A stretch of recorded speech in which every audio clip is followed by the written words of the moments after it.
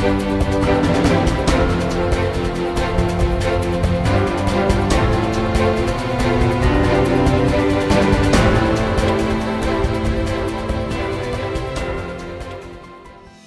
kerajaan untuk penstrukturan semula tarif elektrik, saya rasa itu adalah cadangan yang bagus. Sebab bagi rumah, kita pakai tenaga yang sikit, kita bayaran sikit lah. Tapi bagi pengusaha, kilang yang besar, pakai tenaga yang lebih. Mereka memang perlu membayar bayaran yang lebih.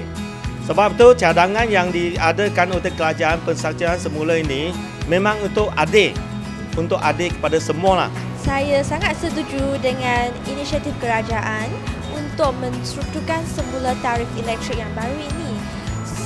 Sebelum ini, golongan biasa sudah membayar elektrik dengan kadar yang murah seperti yang sama dengan pihak kilang, peniaga besar atau korporat. Dan saya berasa peniaga atau korporat besar yang mendapat untung yang banyak setiap tahun ni perlu membayar kadar elektrik dengan harga yang lebih tinggi daripada mangsa kita.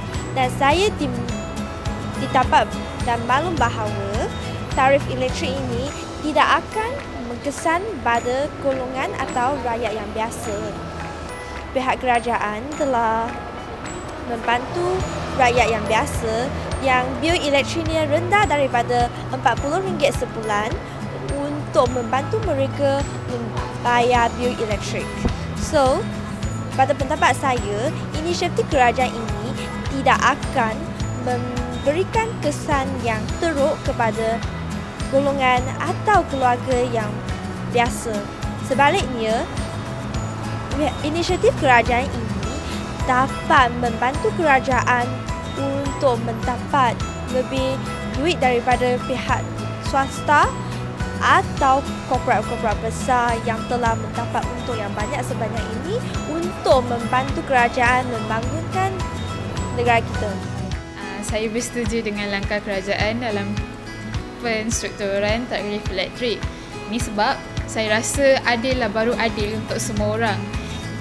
Berbanding dengan industri dengan rumah biasa, sebab industri menggunakan banyak elektrik kan. Jadi kita tak boleh berbandingkan penggunaan elektrik dalam industri dengan pengguna biasa, rumah biasa lah. Lepas tu sebab kalau industri memang akan gunakan banyak, lebih daripada 600 kilowatt kan. Kalau rumah biasa, kita tak guna sebanyak macam gitu.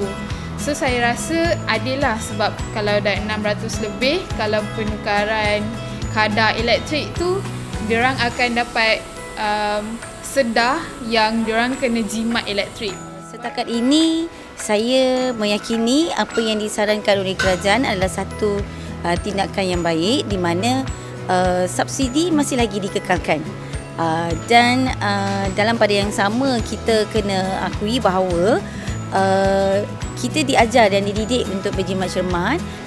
Kita akan tengoklah mungkin selepas ini kalau daripada bil TMB tu kita boleh melihat dekat sana adalah sangat detail di mana penggunaan yang digunakan oleh kita domestik ataupun di rumah masih lagi di tahap kawalan yang boleh saya rasa ditampung oleh kita di kawasan domestik. Dan juga saya dimaklumkan bahawa penggunaan subsidi ataupun rebate RM40 dapat diterima oleh masyarakat, khususnya masyarakat di luar bandar.